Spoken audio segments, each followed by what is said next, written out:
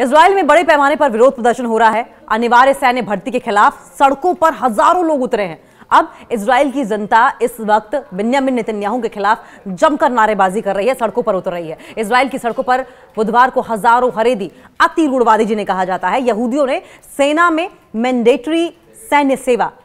Mandatory भर्ती के खिलाफ विरोध प्रदर्शन किया है और पश्चिमी यरूशलेम में सेना के भर्ती कार्यालय के पास इजरायली पुलिस के साथ प्रदर्शनकारियों की जमकर झड़प भी हुई है। इजरायली सोशल मीडिया अकाउंट्स की अगर बात करें तो वहां पर जो फुटेज पब्लिश की गई थी उसमें प्रदर्शनकारियों को और मिलिट्री अड्डों को, मिलिट्री बेसिस के पास एक सड़क को रोक दिया गया, अवरुद्ध करते हुए उन्हें तितर बितर करने का प्रयास किया गया। पुलिस अधिकारियों के मुताबिक, जो वहां पर पुलिस ऑफिशियल्स मौजूद थे, उनके मुताबिक वहां के जो लोग थे वो झड़प करते हुए दिखाई दिए। और ये सब कुछ क्यों हो रहा था? वो इसलिए हो रहा था क्योंकि जबरदस्ती युवाओं को सेना में भर्ती किया जा रहा था। अब इसको सोचिए जरा, एक तरीके से एक लोकतांत्रिक देश जहां लोग लोकतंत्र बचाने निकल चुके हैं, उसी देश में अचानक ऐसा नियम आ जाए कि सेना में जाना जिम्मेदारी नहीं बल्कि लगभग जबरदस्ती बन जाए। सेना में जाना तो जिम्मेदारी होना चाहिए, लेकिन उसको थोपा जाए, जबरदस्ती बन जाए। ठीक वैसे ही जैसे कोई कहते हो कि भाइयों अब रंग नहीं है, अब वर्दी है। और वो वर्दी तो सिर्फ एक वर्दी नहीं, एक सिंबोलिज्म है, एक प्रतीक है। प्रतीक इस बात का कि अगर तुम हटकर कुछ सोचोगे, कुछ कहोगे, नहीं भाई पहले वर्दी ले आओ फिर बोलने की हिमाकत करना। तो चलिए इसको इस तरीके से समझते हैं। बेंजामिन नेतन्याहू का अगर इस नाटक की बात करें तो कथानक लगातार जारी है, ये ड्रामा चल ही रहा है। मैं देश बचा रहा हूं, लगातार वो कहते हैं मैं देश बचा रहा हूं, मैं आतंक खत्म कर रहा हूं, मैं वर्दी वालों की पीठ थपथपा रहा हूं। पर लोग गली मोहल्ले से कह रहे हैं भाई तुमने हमसे पूछा भी नहीं कि ये वर्दी हमें कब तक पहननी है, किस लिए पहननी है, और सवाल ये कि किसके खिलाफ पहननी है, हमें वर्दी पहना क्यों रहे हो। वहीं गजा में जो हो रहा है उस पर भी सवाल खड़े हो रहे हैं। युद्ध जारी है, तबाही है, घरों पर बम है और आग कहीं भी लग सकती है। लोग कह रहे हैं कि हमारी वर्दी बीच में है, हमारा सिर नीचे है, पर तुम कहोगे कि ये तो देश का दायित्व है। और अंदर के घर में नागरिक एक एक सवाल कर रहे हैं, अगर हमारा बेटा गोली खाएगा, हमारा भाई वापस नहीं आएगा तो कौन दायित्व उठाएगा। अगर मैं कहूं कि मैं वर्दी नहीं पहनूंगा क्योंकि झूठी वर्दी मुझे मारने के लिए मांगी जा रही है, क्या वो जीत जाएगा? उनका गुस्सा जीत जाएगा? तो इस पूरी मजाक रहस्य की अगर बात करें, ये मजाक ही तो है, मजाक का रहस्य ही तो है। पूरे मजाक रहस्य की तो बात करें तो कुछ बातें हैं जिन्हें हम हंसते हंसते रो देंगे। इस स्टाइल में देखना चाहिए, वर्दी पहनो देश बचाओ, पर सवाल है किस देश को बचाओ, किस लोकतंत्र को बचाओ, किस युद्ध से बचाओ। युद्ध लगातार जारी है ताकि हम सुरक्षित हो सकें, पर हम कौन हैं? वर्दी वाले, आम नागरिक, या वही नेता जो वर्दी वर्दी कहकर अपनी कुर्सी बचा रहे हैं लेकिन उनके अपने वर्दी नहीं पहन रहे हैं, वो खुद वर्दी नहीं पहन रहे हैं। विरोध हो रहा है, हाँ वो विरोध सिर्फ हथियार के साउंड में नहीं है बल्कि जनता की आवाज में है। हम खतरे में हैं, हम थक चुके हैं, हम ये नहीं चाहते कि हमारी वर्दी हमारी कब्र बन जाए, क्योंकि इजराइल ने ठान ली है कि उसके नागरिक वर्दी पहने और उसके बाद वो कब्र में चले जाएं। तो चलिए इस संवाद में शामिल होते हैं। हाँ जी, आओ सेना में शामिल हो जाओ। बड़ी बात यह है कि लेकिन जब तुम गोली मारने निकलोगे तो याद रखना तुम वर्दी पहनोगे, पर सवाल और जवाब तुम्हारे ही होंगे, गोली भी तुम्हें खानी होगी। ओह, तुम देश की सीमा पर खड़े हो, बहुत बढ़िया, लेकिन देश का नाम लेकर करना क्या है? बताओ कि तुम उस नाम के रिप्रेजेंटेटिव, प्रतिनिधि हो या सिर्फ एक झंडा सी लगाकर फोटो खिंचवाने वाले हो।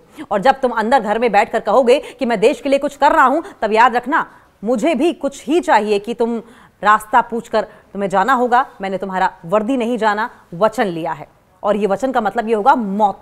इजराइल बिल्कुल यही चाहता है। घर का मतलब यह हुआ कि घर में रहने वाले जो वारिस हैं, लोग हैं, वो बचेंगे नहीं। घर के एक एक दीपक अगर बुझ जाएगा तो सवाल यह है कि तो लड़ाई लड़ेगा कौन और किसके लिए? कौन से देश के लिए, कौन से अपनों के लिए, कौन सी जनता के लिए? तो इस तरीके से ये देश राष्ट्र वर्दी विश्वास पसनों का कार्निवल बन चुका है। ये देश जो है वो राष्ट्र, कंट्री, वर्दी, यूनिफॉर्म और ट्रस्ट, ये तमाम सवाल ऐसे हैं जिनका कार्निवल बन चुका है, जहां पर वर्दी यानी यूनिफॉर्म और देशभक्ति, पैट्रियोटिज्म सिर्फ टैगलाइन नहीं है बल्कि ऐसा शब्द जाल बन गया है जिसमें असली सवाल छिप गए हैं। और हाँ, एंड में एक सलाह यह भी है कि अगर तुम वहां हो, मत भूलना कि वर्दी पहनना जितना आसान हो जाता है उतनी मुश्किल हो जाती है जब तुम खुद से पूछने लगोगे कि क्या मैं यूनिफॉर्म के पीछे जा रहा हूं या वर्दी मेरे पीछे चल रही है, मुझे चेज कर रही है वर्दी। हजारों अतिरूढ़ीवादी यहूदी पुरुषों ने काले कपड़े पहने हुए गुरुवार को यरूशलेम में सैन्य भर्ती के विरोध में रैली निकाली। ये एक ऐसा मुद्दा है जिसने इजराइल के दक्षिणपंथी सत्तारूढ़ गठबंधन में बड़ा टेंशन पैदा कर दिया है। कुर्सी की सुरक्षा अभियान की अगर बात करें तो नेतन्याहू नई युद्ध नीति अपना रहे हैं। इजराइल के प्रधानमंत्री बेंजामिन नेतन्याहू आजकल एक बहुत ही महान मिशन पर हैं। देश की नहीं, अपनी कुर्सी की रक्षा करने में जहां बाकी दुनिया राष्ट्रीय सुरक्षा की बातें करती है, वहीं नेतन्याहू ने राजनीति में नया ट्रेंड सेट कर दिया है। पद सुरक्षा नीति। कुर्सी पहले, देश बाद में। गाजा में बम गिरे या जनता के दिल में गुस्सा फूटे, नेतन्याहू के लिए असली युद्ध मोर्चा तो यरूशलेम की सड़कों पर है, जहां लोग नेतन्याहू गो होम के नारे लगा रहे हैं। पर साहब को क्या है, वो तो मानो सोच चुके हैं कि अगर जनता घर से बाहर निकली है तो वो किसी राष्ट्रीय सुरक्षा खतरे का हिस्सा ही होगी। उन्हें जनता के मुद्दों से कोई सरोकार नहीं है। वो जनता के बाहर निकलने को राष्ट्रीय सुरक्षा के खतरे का हिस्सा मानते हैं। जनता पूछती है हमारे बच्चे मोर्चे पर क्यों जाएं? नेतन्याहू जवाब देते हैं क्योंकि मेरी कुर्सी खतरे में है और देश की सुरक्षा वहीं से शुरू होती है। मेरी कुर्सी ही देश की सुरक्षा है। गजा राजनीतिक धुआं मशीन बन चुका है। इस वक्त गजा में जारी हमला अब राष्ट्रीय रणनीति से ज्यादा राजनीतिक धुआं मशीन हो गया है। लगने लगा है ताकि अंदर की आंच यानी विरोध प्रदर्शनों का धुआं जो है वो बाहर ना निकले। आप समझे, अंदर जो कुछ हो रहा है, जनता के बीच में जो आग जल रही है और इस आग का जो धुआं है वो नेतन्याहू चाहते ही नहीं कि बाहर निकले, लोगों को पता चले। हर बार जब किसी मंत्री का इस्तीफा या जनता का गुस्सा फूटता है, बढ़ता है, तो नेतन्याहू कहते हैं युद्ध जारी रखना जरूरी है क्योंकि अभी स्थिरता की आवश्यकता है। स्थिरता किसकी? देश की या कुर्सी की? इसका सवाल केवल वही दे सकते हैं जिनके पास उस कुर्सी की चाबी है। जनता की आवाज, हम थक चुके हैं। सैकड़ों हजार लोग सड़कों पर हैं, थके हुए आरक्षित सैनिक कह रहे हैं कि अब बहुत हुआ और परिवार पूछ रहे हैं कि हम अपने बच्चों को कब तक बलि चढ़ाएंगे।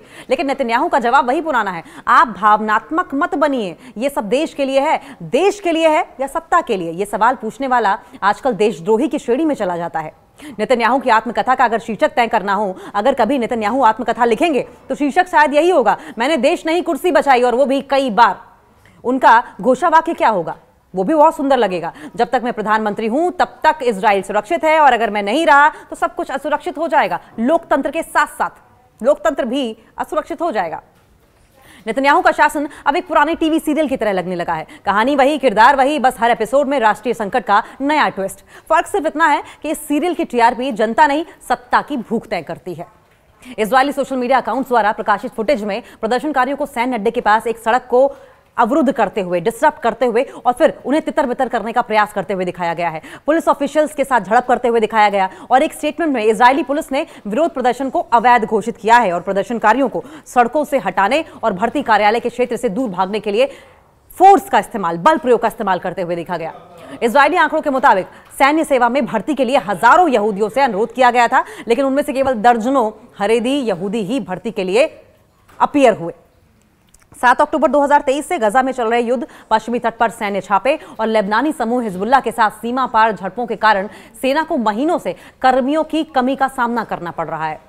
जून में इजराइल की सुप्रीम कोर्ट ने हरेदी यहूदियों को सेना में भर्ती करने का आदेश दिया और उन धार्मिक संस्थानों को वित्तीय सहायता देने पर प्रतिबंध लगा दिया जिनके छात्रों ने सैन्य सेवा से इनकार कर दिया। हरेदी यहूदी इजराइल की लगभग 9.9 मिलियन की पॉपुलेशन है और लगभग 13%, और वे सेना में सेवा नहीं करते बल्कि अपना जीवन टोरा के अध्ययन के लिए समर्पित करते हैं।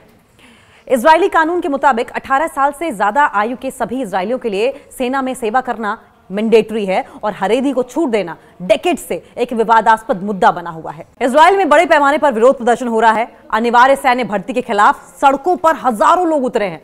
अब इजराइल की जनता इस वक्त बेंजामिन नेतन्याहू के खिलाफ जमकर नारेबाजी कर रही है, सड़कों पर उतर रही है। इजराइल की सड़कों पर बुधवार को हजारों हरेदी, अति रूढ़वादी जिन्हें कहा जाता है, यहूदियों ने सेना में मैंडेटरी भर्ती के खिलाफ विरोध प्रदर्शन किया है और पश्चिमी यरूशलेम में सेना के भर्ती कार्यालय के पास इजरायली पुलिस के साथ प्रदर्शनकारियों की जमकर झड़प भी हुई है। इजरायली सोशल मीडिया अकाउंट्स की अगर बात करें तो वहां पर जो फुटेज पब्लिश की गई थी उसमें प्रदर्शनकारियों को और मिलिट्री अड्डों को, मिलिट्री बेसिस के पास एक सड़क को रोक दिया गया, अवरुद्ध करते हुए उन्हें तितर बितर करने का प्रयास किया गया। पुलिस अधिकारियों के मुताबिक, जो वहां पर पुलिस ऑफिशियल्स मौजूद थे, उनके मुताबिक वहां के जो लोग थे वो झड़प करते हुए दिखाई दिए। और ये सब कुछ क्यों हो रहा था? वो इसलिए हो रहा था क्योंकि जबरदस्ती युवाओं को सेना में भर्ती किया जा रहा था। अब इसको सोचिए जरा, एक तरीके से एक लोकतांत्रिक देश जहां लोग लोकतंत्र बचाने निकल चुके हैं, उसी देश में अचानक ऐसा नियम आ जाए कि सेना में जाना जिम्मेदारी नहीं बल्कि लगभग जबरदस्ती बन जाए। सेना में जाना तो जिम्मेदारी होना चाहिए, लेकिन उसको थोपा जाए, जबरदस्ती बन जाए। ठीक वैसे ही जैसे कोई कहते हो कि भाइयों अब रंग नहीं है, अब वर्दी है, और वो वर्दी तो सिर्फ एक वर्दी नहीं, एक सिंबोलिज्म है, एक प्रतीक है। प्रतीक इस बात का कि अगर तुम हटकर कुछ सोचोगे, कुछ कहोगे, नहीं भाई पहले वर्दी ले आओ फिर बोलने की हिमाकत करना। तो चलिए इसको इस तरीके से समझते हैं। बेंजामिन नेतन्याहू का अगर इस नाटक की बात करें तो कथानक लगातार जारी है, ये ड्रामा चल ही रहा है। मैं देश बचा रहा हूं, लगातार वो कहते हैं मैं देश बचा रहा हूं, मैं आतंक खत्म कर रहा हूं, मैं वर्दी वालों की पीठ थपथपा रहा हूं। पर लोग गली मोहल्ले से कह रहे हैं भाई तुमने हमसे पूछा भी नहीं कि ये वर्दी हमें कब तक पहननी है, किस लिए पहननी है, और सवाल ये कि किसके खिलाफ पहननी है, हमें वर्दी पहना क्यों रहे हो। वहीं गजा में जो हो रहा है उस पर भी सवाल खड़े हो रहे हैं। युद्ध जारी है, तबाही है, घरों पर बम है और आग कहीं भी लग सकती है। लोग कह रहे हैं कि हमारी वर्दी बीच में है, हमारा सिर नीचे है, पर तुम कहोगे कि ये तो देश का दायित्व है। और अंदर के घर में नागरिक एक एक सवाल कर रहे हैं, अगर हमारा बेटा गोली खाएगा, हमारा भाई वापस नहीं आएगा तो कौन दायित्व उठाएगा।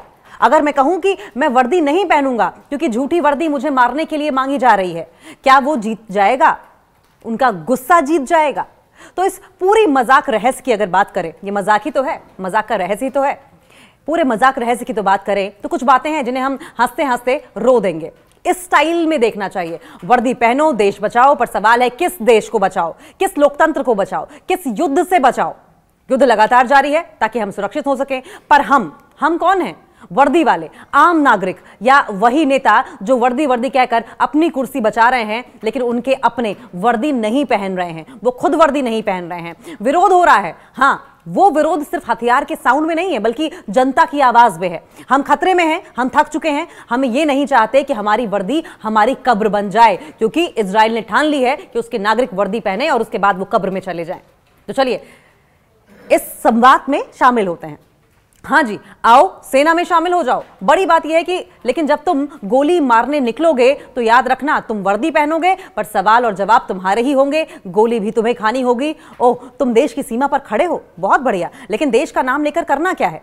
बताओ कि तुम उस नाम के रिप्रेजेंटेटिव प्रतिनिधि हो या सिर्फ एक झंडा सी लगाकर फोटो खिंचवाने वाले हो। और जब तुम अंदर घर में बैठकर कहोगे कि मैं देश के लिए कुछ कर रहा हूं, तब याद रखना मुझे भी कुछ ही चाहिए कि तुम रास्ता पूछकर तुम्हें जाना होगा। मैंने तुम्हारा वर्दी नहीं जाना, वचन लिया है, और ये वचन का मतलब ये होगा मौत। इजराइल बिल्कुल यही चाहता है। घर का मतलब यह हुआ कि घर में रहने वाले जो वारिस हैं, लोग हैं, वो बचेंगे नहीं। घर के एक एक दीपक अगर बुझ जाएगा तो सवाल यह है कि तो लड़ाई लड़ेगा कौन, और किसके लिए, कौन से देश के लिए, कौन से अपनों के लिए, कौन सी जनता के लिए। तो इस तरीके से ये देश राष्ट्र वर्दी विश्वास पसनों का कार्निवल बन चुका है। ये देश जो है वो राष्ट्र, कंट्री, वर्दी, यूनिफॉर्म और ट्रस्ट, ये तमाम सवाल ऐसे हैं जिनका कार्निवल बन चुका है, जहां पर वर्दी यानी यूनिफॉर्म और देशभक्ति, पैट्रियोटिज्म सिर्फ टैगलाइन नहीं है बल्कि ऐसा शब्द जाल बन गया है जिसमें असली सवाल छिप गए हैं। और हाँ, एंड में एक सलाह यह भी है कि अगर तुम वहां हो, मत भूलना कि वर्दी पहनना जितना आसान हो जाता है उतनी मुश्किल हो जाती है जब तुम खुद से पूछने लगोगे कि क्या मैं यूनिफॉर्म के पीछे जा रहा हूं या वर्दी मेरे पीछे चल रही है, मुझे चेज कर रही है वर्दी।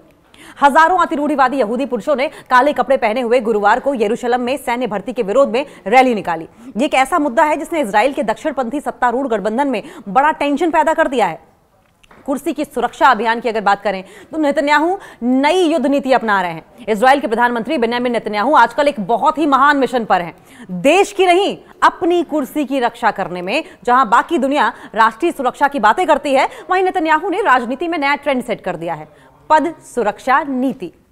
कुर्सी पहले, देश बाद में। गजा में बम गिरे या जनता के दिल में गुस्सा फूटे, नेतन्याहू के लिए असली युद्ध मोर्चा तो यरूशलेम की सड़कों पर है, जहां लोग नेतन्याहू गो होम के नारे लगा रहे हैं। पर साहब को क्या है, वो तो मानो सोच चुके हैं कि अगर जनता घर से बाहर निकली है तो किसी राष्ट्रीय सुरक्षा खतरे का हिस्सा ही होगी। उन्हें जनता के मुद्दों से कोई सरोकार नहीं है, वो जनता के बाहर निकलने को राष्ट्रीय सुरक्षा के खतरे का हिस्सा मानते हैं। जनता पूछती है हमारे बच्चे मोर्चे पर क्यों जाएं, नेतन्याहू जवाब देते हैं क्योंकि मेरी कुर्सी खतरे में है और देश की सुरक्षा वहीं से शुरू होती है, मेरी कुर्सी ही देश की सुरक्षा है। गजा राजनीतिक धुआं मशीन बन चुका है इस वक्त। गजा में जारी हमला अब राष्ट्रीय रणनीति से ज्यादा राजनीतिक धुआं मशीन हो गया है। लगने लगा है ताकि अंदर की आंच यानी विरोध प्रदर्शनों का धुआं जो है वो बाहर ना निकले। आप समझे, अंदर जो कुछ हो रहा है, जनता के बीच में जो आग जल रही है और इस आग का जो धुआं है वो नेतन्याहू चाहते ही नहीं कि बाहर निकले, लोगों को पता चले। हर बार जब किसी मंत्री का इस्तीफा या जनता का गुस्सा फूटता है, बढ़ता है, तो नेतन्याहू कहते हैं युद्ध जारी रखना जरूरी है क्योंकि अभी स्थिरता की आवश्यकता है। स्थिरता किसकी? देश की या कुर्सी की? इसका सवाल केवल वही दे सकते हैं जिनके पास उस कुर्सी की चाबी है।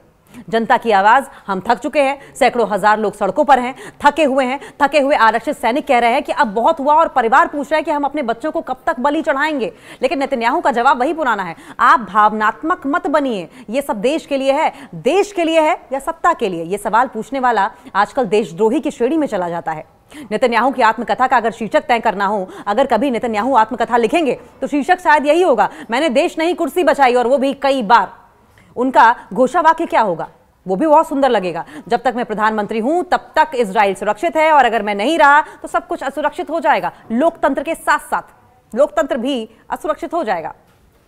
नेतन्याहू का शासन अब एक पुराने टीवी सीरियल की तरह लगने लगा है। कहानी वही, किरदार वही, बस हर एपिसोड में राष्ट्रीय संकट का नया ट्विस्ट। फर्क सिर्फ इतना है कि इस सीरियल की टीआरपी जनता नहीं, सत्ता की भूख तय करती है। इजरायली सोशल मीडिया अकाउंट्स द्वारा प्रकाशित फुटेज में प्रदर्शनकारियों को सैन्य अड्डे के पास एक सड़क को अवरुद्ध करते हुए, डिस्टर्ब करते हुए और फिर उन्हें तितर बितर करने का प्रयास करते हुए दिखाया गया है। पुलिस ऑफिशियल्स के साथ झड़प करते हुए दिखाया गया, और एक स्टेटमेंट में इजरायली पुलिस ने विरोध प्रदर्शन को अवैध घोषित किया है और प्रदर्शनकारियों को सड़कों से हटाने और भर्ती कार्यालय के क्षेत्र से दूर भागने के लिए फोर्स का इस्तेमाल, बल प्रयोग का इस्तेमाल करते हुए देखा गया।